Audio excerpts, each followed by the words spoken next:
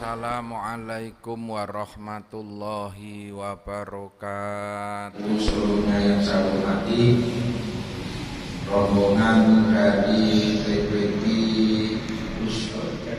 Darun Najah Batu Apus dari Jakarta, seluruhnya yang saya hormati, adik-adik yang saya cintai, alhamdulillah wa syukurillah. Pagi hari ini kita bisa silaturahim. Semoga silaturahim ini membawa berkah, kemaslahatan fid dini wa dunya hatta akhirah. Allahumma amin. Bapak Ibu sekalian yang saya hormati, Rasulullah Shallallahu Alaihi Wasallam pernah bersabda, "Man ahabba ayyub sabalahu fi rizqih wa yunsha'alahu fi akharihi fal yasil rahimahu." Barang siapa yang kepingin diberikan lapang jembar rizkinya, wa yunsha'alahu fi akharihi, dan juga diberikan panjang umurnya, fal yasil rohimahu, maka bersilaturahimlah. Kata-kata fal yasil menyambung ini bisa bermaknakan hayat au mautan. Jadi ketika dengan bersilaturahim dengan sesama orang-orang hidup, menambah saudara, menambah famili, apalagi bersilaturahim dengan orang-orang sholih, ini maknanya lebih dalam lagi. Au mautan, kita juga tetap butuh menyambung dengan orang-orang yang sudah meninggal, terutama para kekasih-kekasih Allah. Terlebih lagi dalam situasi seperti yang kita rasakan hari ini, di tengah-tengah pandemi Covid, ujian demi ujian kita rasakan, dari mulai persoalan kesehatan, persoalan ekonomi yang kita rasakan semakin sulit. Belum lagi anak-anak kita hari ini pendidikannya juga semakin tidak jelas. Sekolah-sekolah sekarang tutup, hingga anak-anak di rumah sekarang hanya tiap hari mainan HP. Anak-anak tiap hari hanya nongkrongin televisi. Ini merupakan musibah yang menurut kami musibah yang lebih berat daripada sekadar soal ekonomi, yakni musibah kerusakan moral, musibah kerusakan akhlak. Dalam situasi seperti ini dikatakan, siapa yang kepingin selamat, kun ma'allahi, bersandarlah kalian kepada Allah. Wa illam takun ma'aman ma'allah, kalau kalian tidak bisa bersandar langsung kepada Allah, bersandarlah kepada orang-orang yang dekat kepada Allah. Itu maknanya tawasul, silah nyambung di situ. Maka beruntunglah Bapak Ibu yang hari ini bisa melaksanakan ziarah ke makam-makam para aulia, ziarah ke makam-makam para ulama, karena dengan ziarah itu kita bisa menyambung kepada Allah. Ma'aman ma'allah, kita berwasilah tawasul. Tawasul itu perantara. Jadi Bapak Ibu ke makam-makam aulia itu bukan meminta kepada ahli kubur, bukan meminta kepada yang mati, tetapi kita meminta kepada Allah Subhanahu wa ta'ala. Meminta kepada Allah melalui wasilahnya itu melalui para kekasih-kekasih Allah. Kita ziarah ke makam Wali Songo karena kita yakin bahwa mereka adalah kekasih Allah, orang-orang yang dekat kepada Allah. Berziarah ke makam para kiai, para ulama, karena kita yakin mereka itu adalah orang-orang yang dekat kepada Allah. Maka melalui perantara itulah apa yang menjadi doa-doa kita akan lebih mudah dan cepat dikabulkan oleh Allah Subhanahu wa ta'ala. Allahumma. Kita bisa ibaratkan jenengan kepingin ketemu bupati, kepingin ketemu wali kota, itu pun kita tidak bisa langsung, pasti melalui Pak Camat, melalui ajudan, melalui staf, baru bisa ketemu wali kota. Apalagi kepingin ketemu gubernur, sana tidak bisa tiba-tiba datang ke kantor gubernur, belum tentu ditemuin. Tapi sana harus bangun dulu koneksi lewat stafnya, lewat ajudannya, lewat siapa. Seperti kita dalam berziarah itu kan pakai tawasul hadiah Fatihah. Kita hadiah Fatihah dulu kepada para aulia, kepada Syekh Abdul Qadir Al-Jilani, kepada para sahabat, kepada Rasulullah Sallallahu Alaihi Wasallam. Baru setelah kita hadiah Fatihah, bangun koneksi jalur, baru sampai kepada Allah Subhanahu wa ta'ala. Itulah pentingnya ziarah kubur, pentingnya kita bangun koneksi hubungan kepada orang-orang baik yang puncaknya adalah kepada Allah Subhanahu wa ta'ala. Maka semoga ziarah ke makam aulia, makam para ulama ussolih betul-betul menjadi wasilah perantara Bapak Ibu agar apa yang menjadi niatan, tujuan semua dikabulkan oleh Allah Subhanahu wa ta'ala. Yang kedua adalah wasilah kepada orang-orang yang hidup, para ulama-ulama kita. Kenapa kita hari ini kumpul dengan para ulama? Kenapa kita hari ini ikut Jam'iyah Nahdlatul Ulama, ikut NU? Ya karena kita kepengen dapat berkahnya, kita kepengen bisa ikut menjadi rombongannya para ulama. Rasulullah Shallallahu Alaihi Wasallam juga bersabda bahwa yuhsyarul mar'u ma'aman ahabba. Kita itu besok akan dikumpulkan dengan siapa-siapa yang kita cintai di dalam dunia.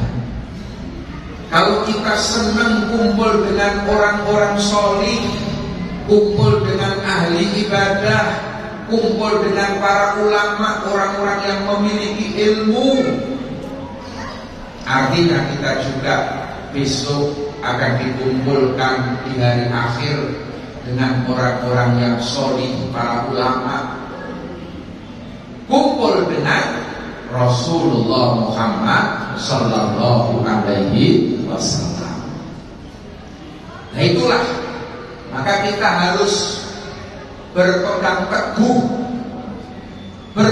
teguh kepada orang-orang alim, kepada para ulama, para aulia. Terlebih dalam situasi hari ini yang semakin tidak jelas seperti ini, banyak kumpulan-kumpulan, banyak golongan-golongan, maka kita tidak usah melihat kanan kiri lah.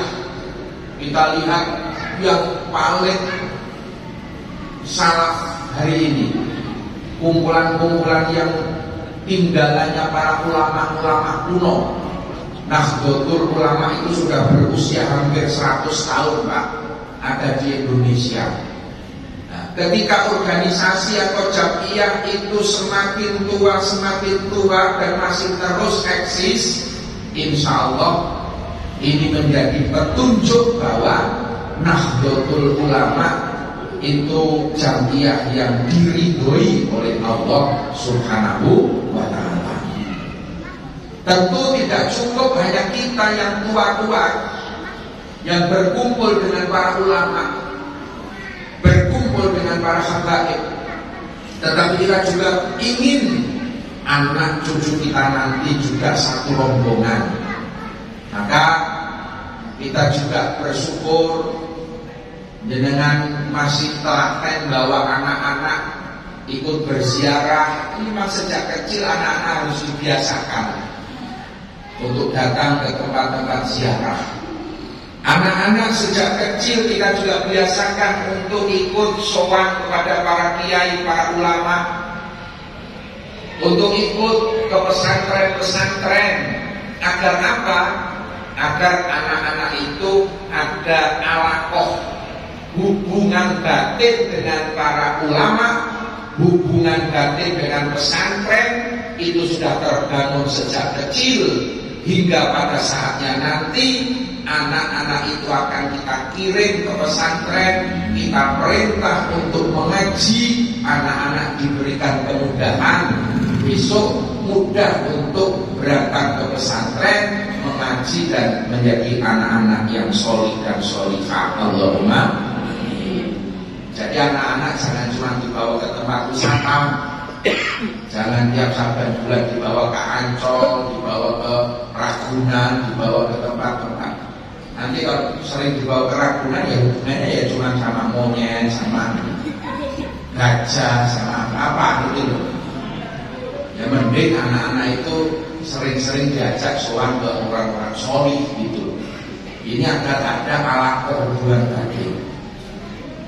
Karena hari ini Pak, di tengah-tengah ketidakjelasan pendidikan, sekolah-sekolah yang daring, tatap muka seminggu 2 kali, anak-anak di rumah cuman tadi yang saya sampaikan mainan HP, pesantren hari ini menjadi tempat yang paling aman untuk anak-anak.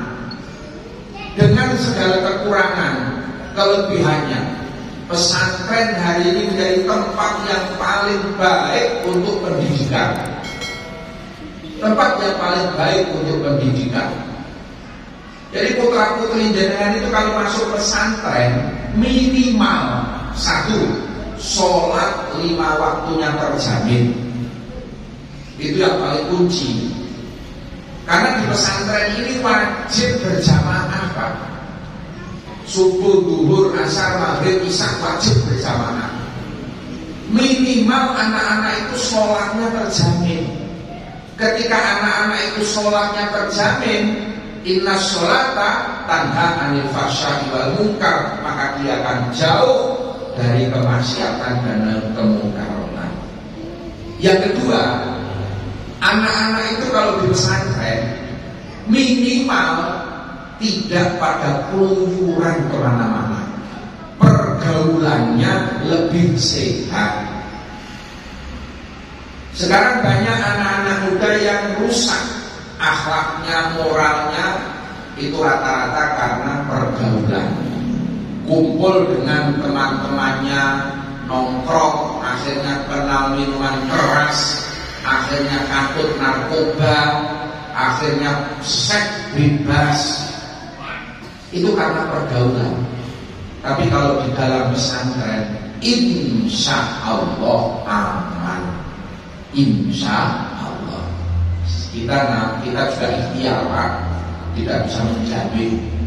Ikhtiar, insya Allah aman. Kalau dalam pesantren saja masih insya Allah, di luar pesantren hari ini masya Allah. Ya itulah. Maka beruntunglah orang tua yang anak-anaknya sekarang tinggal di pesantren-pesantren. Monggolah mau di pesantren manapun, tidak harus di Tegalrejo, mungkin di Jakarta juga ada, di Jawa Barat ada, di Jawa Timur banyak. Cuman saya titip pesan, kalau nyari pesantren itu yang sanad keilmuannya jelas, itu adalah pesantren-pesantren Nahdlatul Ulama. Jadi pesantren itu ada sanad ilmunya yang itu menjadikan berkah. Jadi seperti mondok di pesantren A, sampai cek dulu ustadznya, gurunya itu alumni mana gitu. Alumni mana?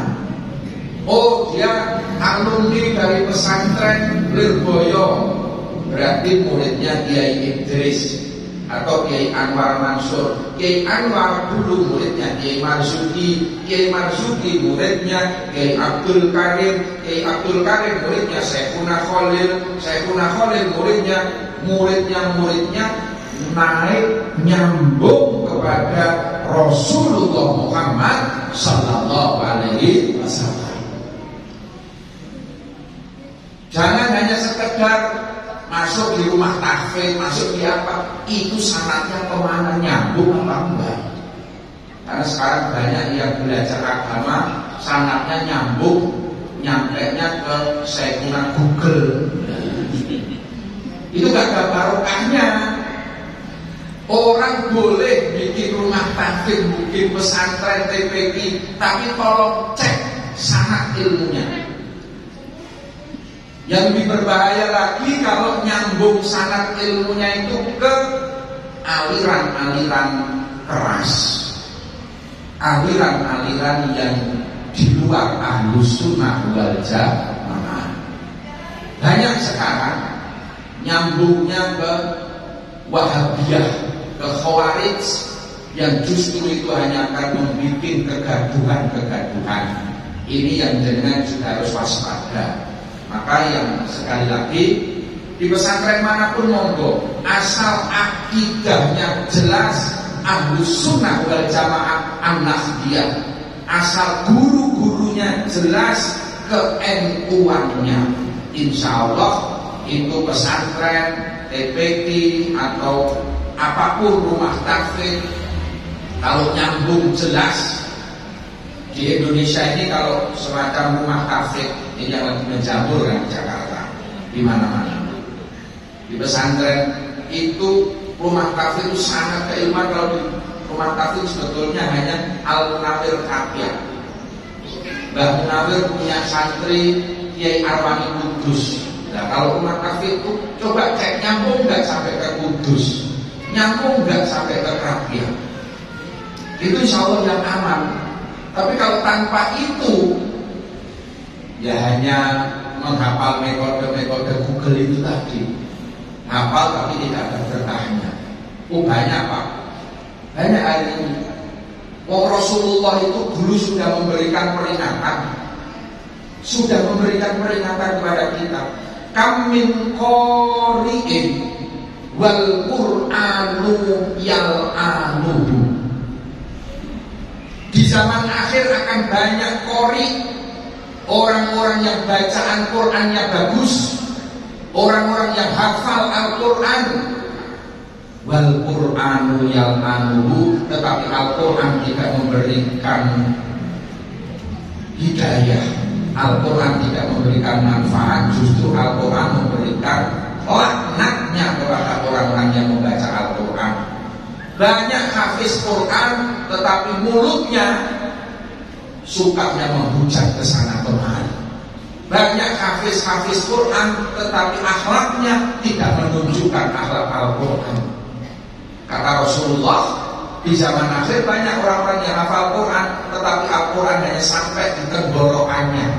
Al-Quran tidak bisa menerangi hatinya, Al-Quran tidak bisa membukakan mata hatinya. Nah itulah pentingnya berkah. Jadi kalau mau tahfidz Quran, sanadnya juga harus jelas. Tanpa itu nanti Al-Quran dikhawatirkan hanya berhenti pada tenggorokannya, Al-Quran tidak bisa menerangi hati kita. Untuk itu sekali lagi kita bersyukur putra putri bapak ibu dekat dengan pesantren, apalagi yang sudah mondok di pesantren. Dan jangan khawatir, anak-anak itu ketika mau di pesantren, anak-anak itu membawa rizki dan membawa berkahnya sendiri. Ketika anak itu di pesantren, itu artinya apa? Anak-anak itu siap menjadi pejuang-pejuangnya Allah. Ketika anak-anak itu menghidupkan ilmunya Allah, berjuang di jalan Allah, yang surkumullah, maka Allah akan menolong kehidupanmu. Jadi Bapak Ibu tidak usah khawatir, anak saya kirim ke pesantren nanti tiap bulannya kayak apa.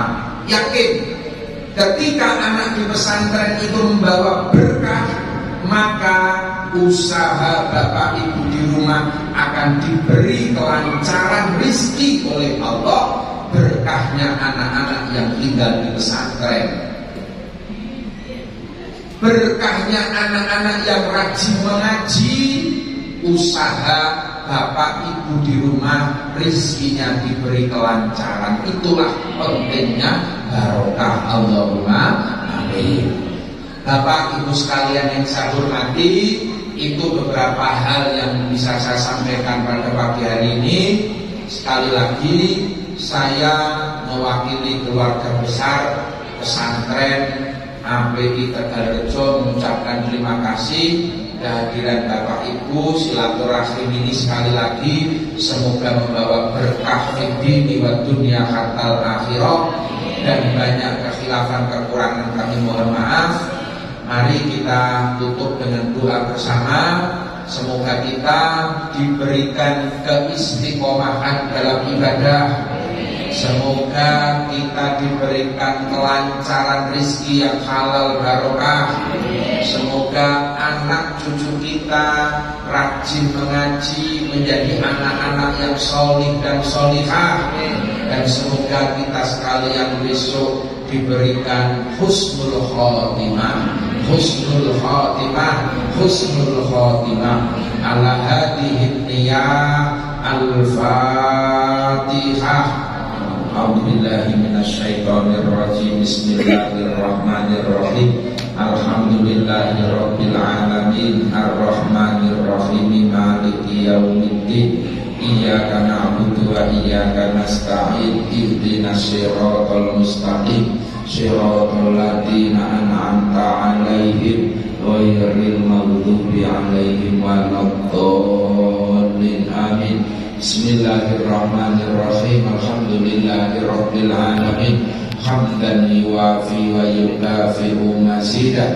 Ya Rabbana lakal hamdu kama yanbaghi li jalali wajhikal karim wa 'azimi sultanik.